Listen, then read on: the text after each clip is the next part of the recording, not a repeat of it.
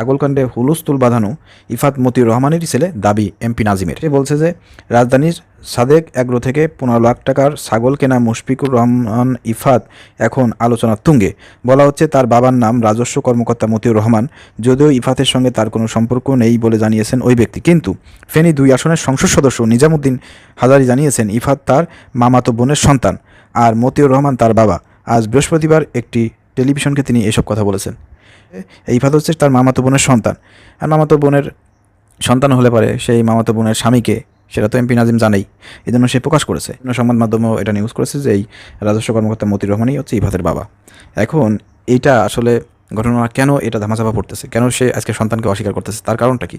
Recently আমরা তার সাক্ষাৎকার শুনলাম এই মতিউর রহমান। আপনি যদি বাবা হয়ে থাকেন তাহলে আপনি অস্বীকার কেন করতেছেন?